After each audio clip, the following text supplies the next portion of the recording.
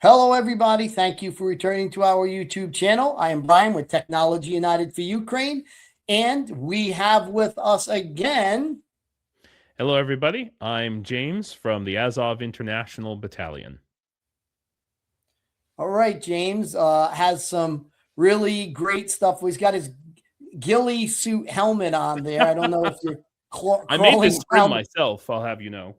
Well, you did a great job. It looks like you've been out near the front lines a few times. Seems you Yeah. got the pattern down right, brother. Yeah. But you're going to present some very interesting comparisons and information today, and I'll let you take it from here, brother. Thanks. Yeah. I am with the AZOV International Battalion. So that's AZOV Corps, 12th Special Purpose Brigade, 3rd Battalion, to be specific. And I'm head of the fiber optic FPV drone laboratory for the battalion. And I'm here to talk about some of the emerging technology that is on the battlefield, new developments and new companies, particularly with the Brave One organization, which is kind of a startup incubator and funding program where they're looking for investors. And I'm not connected with any of these companies or products that we're going to talk about here today. I just find them interesting, and maybe if you are an investor looking at new and emerging technologies here in Ukraine, maybe you will find this interesting and want to invest in some of these companies. Because I believe very strongly that after we win this war, Ukraine is going to be a major technology center, not just for defense tech, but for all sorts of robotics and signaling and drones and everything else. So let me just share my screen here, and we will get started. There we go. And so one big reason why I'm here right now doing this is because my battalion, the International Battalion of AZOV, war is expensive, and we always continuously need help to with these new technologies, new more drones. Frankly, is what we need every day. To hold back the Russian hordes, essentially. And so, if you can support us in that fight, you can click here, and it will take you to this page where we've tested this now, and it's supported by American banks, for example. It can be very difficult to send money to Ukraine, unfortunately, because of all sorts of security reasons that banks put up and international stuff. And the important thing is this goes directly to our battalion, the AZOV International Battalion. And so we really appreciate that. And then, if you're interested in finding out more about the International Battalion, you can go here. We're going to be revamping this website soon. And there is actually a support page here for that. And you can use this as well, of course. But we have found some issues sometimes with American banks transferring, not blocking transactions and things. So that's why we set up this special link here.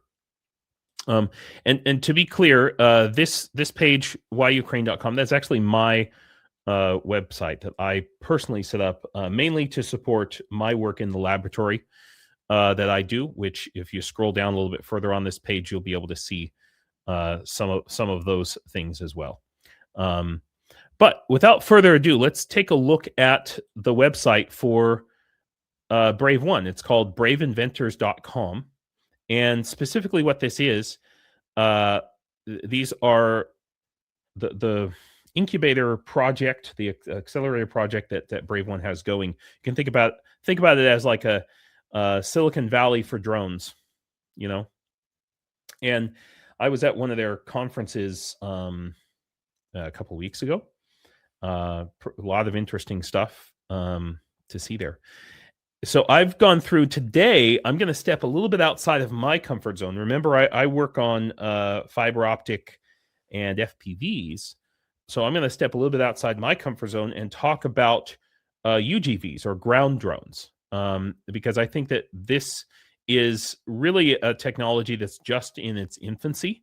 And so I've gone through this list, just really the front page, and picked out some ground drones that we can talk about and the differences between them, what their purposes are, and a little bit about how they work based on my understanding. Last show we talked about one single product, one particular drone, and one particular company, and this time we're going to kind of go all over the place. So we'll take a look at this one first. This is pretty interesting. What do you think about this one, Brian? Well, your expertise here. Yeah, good question. I'm not really an expert on ground drone stuff, but Right. looks like something you could use on a farm, definitely. Mm-hmm. Right. Definitely going to carry a lot of stuff in the back there. Well, I started with this because it's a trick question. It's not actually a drone. All right. It looks, if you've been watching the news, you've probably seen lots of ground drones. This is just an ATV. Okay. That's all it is. It's the same kind of ATV that like farmers use. You might, if you have a ranch, you might use, and it's just been fitted with a double axle in the back, and nothing particularly special. The cost $12,000. That seems pricey to me, but your mileage may vary. But I'm bringing this up because in a lot of ways that's what these ground drones are. They're just that level of technology, except controlled remotely instead of somebody riding on top of them.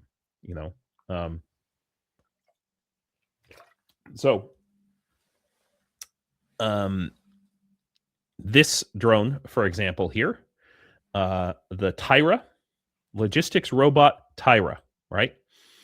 You can kind of take a look at this and see, what do you reckon that one's for? That one definitely looks like an evac.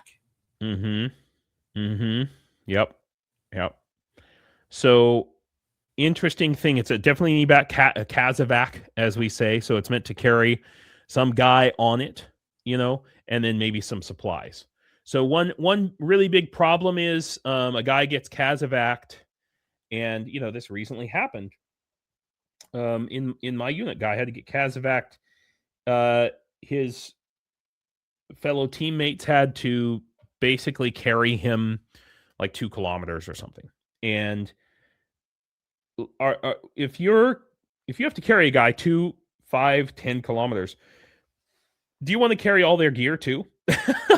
You want to carry like their plate carrier?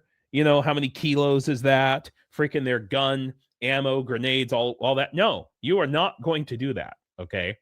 So when there's a casualty, all too often, their gear gets left on the battlefield and oftentimes never recovered. So this, a drone like this, you basically put the person on that board there, and which I don't think that board is big enough, to be perfectly honest with you. But you put the person on the board and you put their gear on the main robot there, and away you go. Like, is that a backboard? That might be a backboard. It looks like an ironing board. Yeah, like a backboard. Usually, it looks like to me like what we call. Well, I was a medic in the Army. We called it a backboard. You use it in car accidents to keep the spine stable, and that's what it looks like. I would just, I would just be concerned about an arm. You have to fold their arms in front of them, an arm slipping out, dragging along the ground. Really. When we used them, I remember. I think we put it over a litter. I mean, it's been years, 30 years since I was a medic, but sure, we would put it over the litter. You'd put it on top of the litter, so you have the litter. something like this. Yeah, and that's what you want. May or may not be available, Now another big problem with this is, and it's maybe unavoidable, but there's no suspension on this, okay? And as fast as these things have to go, that guy laying there is going to get jerked around a lot. And those wheels, pretty, kind of small wheels, obviously you want to reduce the weight, so maybe you don't need such big wheels. But also, that's, I mean, recently there was a situation in my unit where the guy had on a tourniquet, and they were casevacing him, and the during the casevac, because of that jarring and shaking, the tourniquet started to come loose. The bandages, the wound packing started to come loose, and he started to bleed again. And if that's happening in a situation where he's not, the casualty is not accompanied, it's just a drone, then that could be a problem. That could be, life threatening. So, so this is an issue. But you see where it's at. It's still a better chance of getting evacuated. I mean, you could wait for days, literally days, to get evacuated. And if this gets you out of there within hours versus days, that makes a difference between you having a leg and not having a leg. So, pros and cons to freezing really to death this time of year. Hypothermia is probably one of the biggest enemies right now. Especially if they're not moving. But I mean, again, recent situation, a guy, had pretty severe injuries, like, lost part of his leg or something, and had to wait 2 days. And his fellow mates had to constantly, like, repack the wound and convert the tourniquet, and that's a lot of guys have lost their limbs unnecessarily because of that. And so or more of their limbs than they needed to because of these situations. So anything that can help prevent that is a good thing. But let me ask you another question here. How is this thing controlled? How do you think it's controlled? In 2 ways, either radio or through fiber. That would be my guess. So I've talked to a lot of, when I was at the Brave One conference a couple of weeks ago, I talked to a lot of ground drone companies about using fiber, and they have all said that it just never works because breaks. Yes, because somebody runs, a car drives over it, a truck, grandma, babushka on a bicycle, and it doesn't take that much, really. And not even raw fiber. And this could be like reinforced fiber, but then you have to carry a roll of that fiber on the drone. There's no roll of fiber on this drone. Also, if you did that, the trailer would run over it constantly as well. So it's like I talk with my engineers, and I always talk about. So we have, Ukrainian soldiers in all our R&D groups. It's like in a sterile environment in your head, or maybe in a perfect test environment. Sounds great. Really is great, and it works well. And then you put it on the battlefield, and as Mike Tyson said, everybody has a plan until I punch him in the mouth. Exactly. Until the battlefield. Until grandma runs over your fiber. Yeah. Exactly. So this thing has an antenna sticking up right there, and there's a camera on that. So it has a mast there. There's going to be a antenna, and the antenna is probably pointed. It's probably a radial antenna, but it's it's pointed. Basically, there's going to be probably a loitering drone a couple hundred meters above that follows along, that acts as a repeater antenna. That's most likely the situation with this kind of drone. Now, that's a vulnerability, right? Because the drone has to hover. The drone can only they have limited battery life. Okay. So how long is it going to take this drone to go X number of kilometers? And can your drone sustain that flight for the whole time? You're going to have to, there's these considerations. So let's move on to just another one of these drones. Now, this drone, reconnaissance and strike robotic Moroz. Moroz means frozen, like or ice. I think it's ice. That's like Dit Moroz is the like Soviet version of Santa Claus. Dit means like grandfather, and Moroz means like ice or frozen or winter, something like that. So it's like father winter, grandfather winter. So I guess we call this the cold system. So now there's some interesting things about this as well. We can look through here. So this is just, is that an AK? I think, yeah, that's an AK, right? Just yeah, it looks like it. Yeah, with a bipod. Yep. So this is literally just a gun that some guy sat on the drone. It's like he's got something wrapped around it here. Maybe that's one of those fake tourniquets. Well, not fake tourniquets. One of those useless tourniquets. The old Russian style ones, I guess. I guess they're made of canvas or something like that. Or rubber. They're like just a rubber strap, basically. So yeah, okay. So this is a good. You've got a camera here, and you've got probably some electronics in this box here, and probably the batteries and the other systems are down below in the center. Probably the main weight is going to be, the batteries, which are probably right in the middle where that bulge is there. This is interesting. It has suspension, which I find that interesting that the Kazabak drone did not have suspension, but this one does. You can see where the priorities are. But I mean, honestly, the constant jerking motion of the gun recoil, depending on the kind of gun you have. And it's got a machine gun feed box, right? If it were me, I would want that to be bigger on a drone like this.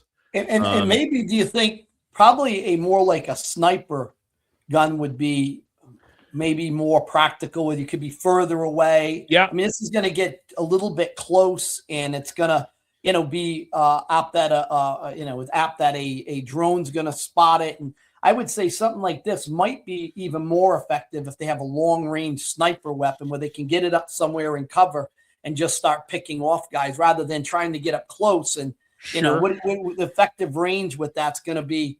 I don't know how far, 300 yards, maybe Yeah. 400. Maximum. I mean, maximum.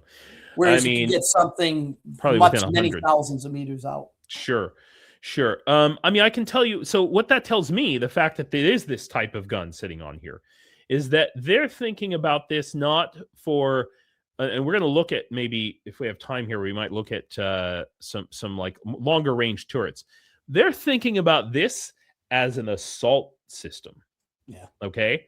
The wheels here are meant for moving on tough ground. The gun is a close range gun. And you've got some very interesting things on here. Now, one interesting thing, look at the antenna mast. Yeah. So you've got looks like there's a camera system mounted on the gun. Okay. That's one thing.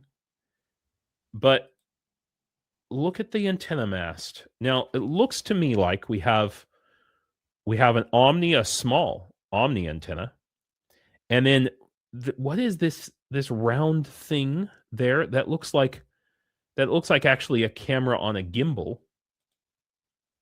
But it could also be a directional antenna. I'm just not sure. So, but another really important thing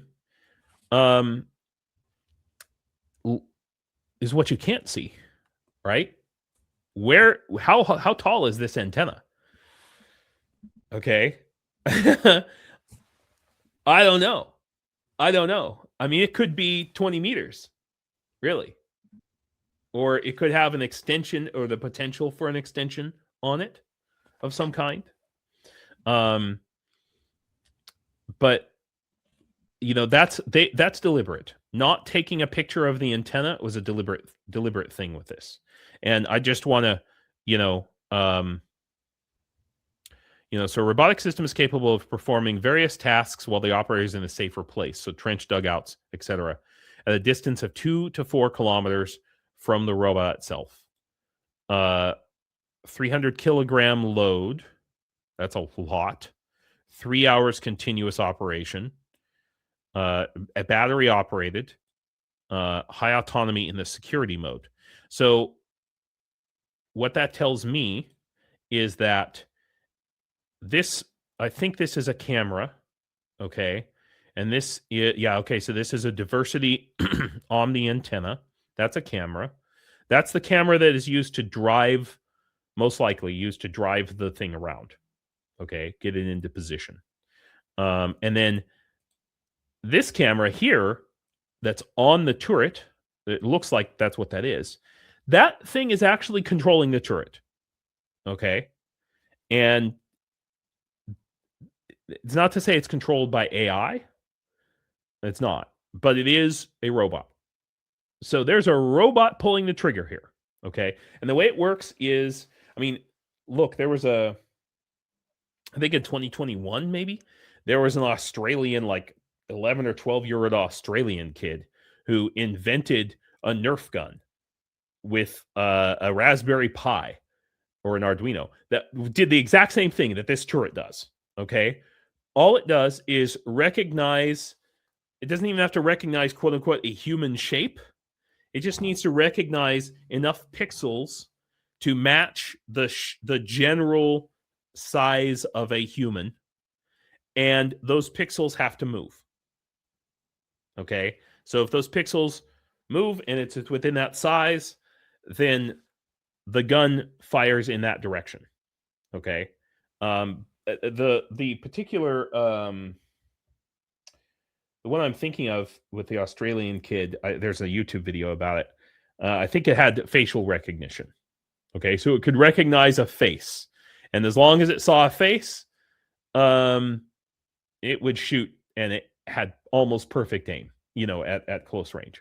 So that's really what this is. So basically, this is a remote assault vehicle. Is essentially what it is. So it tells you what, the direction that things are going. And the fact that that we don't see the whole antenna means that it might have the possibility to have multiple control. Yeah, okay. Equipped with a 10x zoom camera and thermal imaging scope. Oh, okay. Yeah. So the thermal scope that's this thing here. That's what that is. Yep. That is a thermal scope for sure. So it's just detecting, there's nowhere to hide from this thing, basically. And if we want to talk about the direction that things are going, this is the direction that things are going. Okay. Really.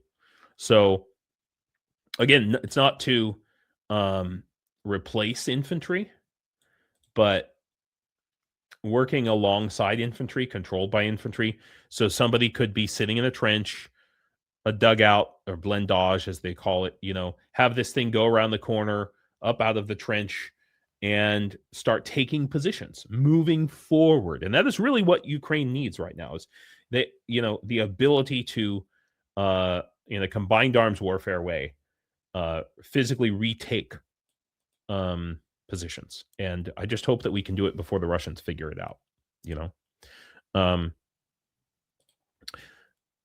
So let's look at the next thing. Look at the difference in price here, though. Now, this is the fundraising amount, 19,000. So that's how much, I guess that's how much they need, or how much they have raised. But look at the difference in price, or fundraising amount, I should say, for missile defense system, Scorpion 2 missile defense system. I'm like, what? Missile defense. This is, remember you were talking about the sniper gun situation? Like, this is the sniper situation here. Okay. That's what we're talking about here. That's what this is. Okay. Like, and I'm looking at it though, and I'm going, is that real? Or is that a computer generated image? Is that a CAD program? Is it a future concept of it? Yeah, So they have the that's what first I'm asking iteration. These are the different iterations. Yeah, so I don't, well, no, okay, no, it is a real thing. It's just, this is a CAD drawing here. Yeah. Obviously. That must be a future iteration that they're thinking of, I would imagine. Yeah, exactly. I'm not sure what these are, maybe cooling the gun. So this looks like something is actually built. And this one. But so this is, I would argue, probably much more advanced than the previous thing that we saw. So yeah. Fire support and reconnaissance at the company battalion level for perimeter and border protection, offensive and defensive operations. I think that is, that is more accurate than to say missile defense system. Yeah, it's almost like they got the wrong translation or something. Maybe maybe it's just aspirational, Aha! Look at that. So if you look at the actual Ukrainian page, it just says Scorpion 2. And then when you go over to the English version, it says missile defense system. So what that tells me is that what they have right now is fire support and reconnaissance at the company battalion level for perimeter and border protection, offensive and defensive operations. That's what they have. What they want is also to use this in a missile defense role, and maybe that's the kind of stuff we're looking at here, where they got to do a better job of explaining that. Yeah. I think it was just a issue with translation and different versions of the page. So 12.7 millimeter. So this is like an upgraded version of what we just saw, essentially. Really, and I think it's great. Absolutely think it's great, but in my mind, if this is cheaper, then I'd rather go with that. I'd rather have. You got to look at what's going to be more effective for the price. What is really going to, and that it's only through combat testing, right? Proof of concept is huge in these platforms. And some of these may not even be fielded yet. They may not even have got enough money to buy one. So which one's going to be the most effective? Well, that remains to be seen. Yep. Oh, interesting here. So they have a lot of possible uses. Pretty interesting there. Looks like they have a website as well. It looks like they got dual purpose there too. Dual use. A tractor. A tractor for cultivating agricultural land. Yeah. And so it's important to think of these actually as a platform that can have many and multiple purposes. And I think agricultural purposes is going to be legitimately one that in the future, once this war's over, is fully robotic automated farming. So here's one that is definitely real, which I think is fantastic. And so you've got two cameras. These are IR cameras. Now, there's something I don't like about this, but I understand why they did it. So there's one camera to aim the gun, and that's probably independent or can be independent. And then there's one camera for driving, and that's the taller one. It looks like, okay, so here we have one that's just a platform. Okay, that's for kind of close range stuff. So you can see that has lots of different purposes. Laying mines in this case, for example. But to go back to the original picture, which I will do. Yes, this one. Very good. If you look at these cameras, these are probably just basically like home security cameras, effectively, like home security IP cameras. You know, they don't have to be amazing. They don't, Yeah. and they're, you know, they can actually.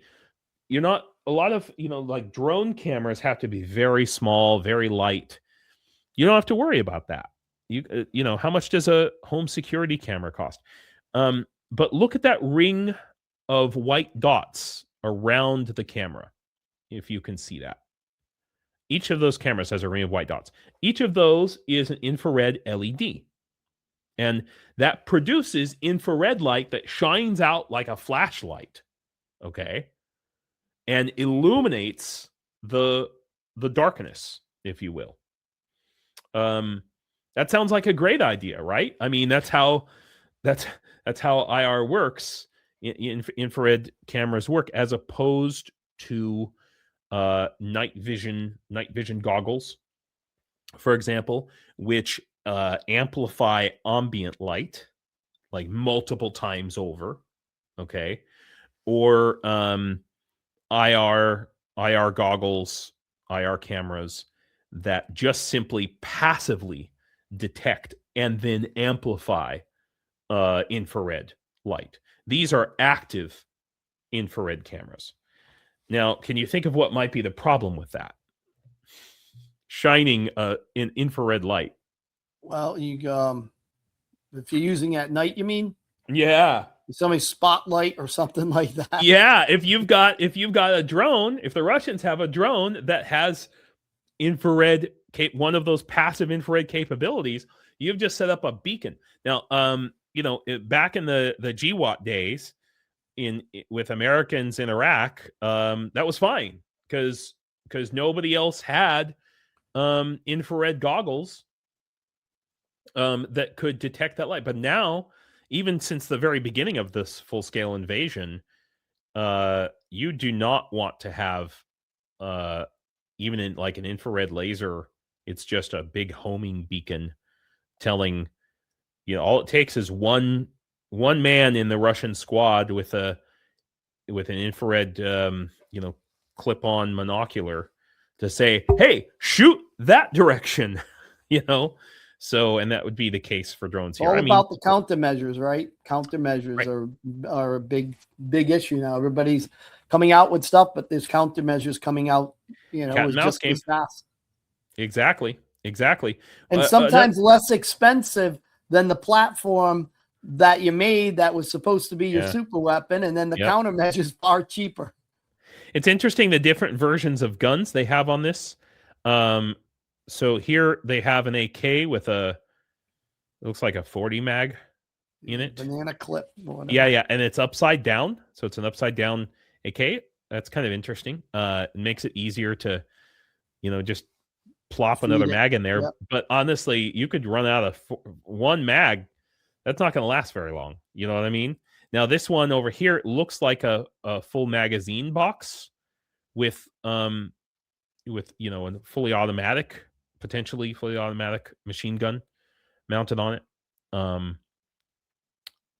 That's kind of just an interesting thing as well. But yeah, this is obviously meant to be controlled from a drone hovering above, like a loitering drone. Looks like that's what all these are. So that's you know, just some pretty interesting things. I'll just talk about one last thing before we go, and these things are not just, you know, these things are not just pie in the sky. These are actively being used on the battlefield, and in some cases, I don't know about this particular product, but there was recently, there have been multiple cases of turrets like this, automated turrets, literally just automated, not even remotely controlled, holding a position for like 90 days, you know, alone by themselves, taking out 100 Russian soldiers, you know, from a covered enclosed position.